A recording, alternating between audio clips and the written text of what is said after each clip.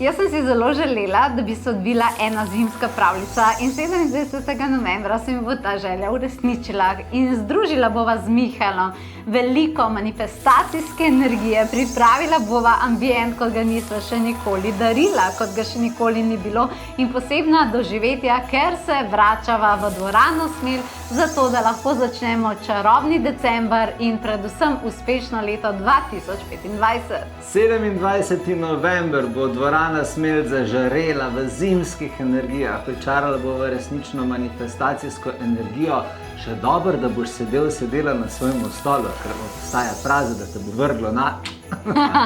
In zadnji, ko smo bili na Smeltu, smo se tako zelo nasmejali. Plesali smo, jokali od ganjenosti, pa tako se nasmejali, ker v živo se zgodijo stvari, ki jih ne moreš pričakovati in taka sporočila, da to preprosto moraš doživeti. In to je definitivno obljuba, da je to taka eterična pravljica. Nekaj, kar doživiš, začutiš in kar nosiš s seboj še zelo dolgo časa. In seveda v decembru primerno en kup daril prejmeš. Prejmeš darilo presenečenja 1, pa darilo presenečenja 2, pa darilo presenečenja 3. Pa verjetno še kakšnega dodala ta čas. In izvedla bova na odru marsikaj, kar ne pričakuješ in ti bo zavedno ostalo v spominu. Tako da...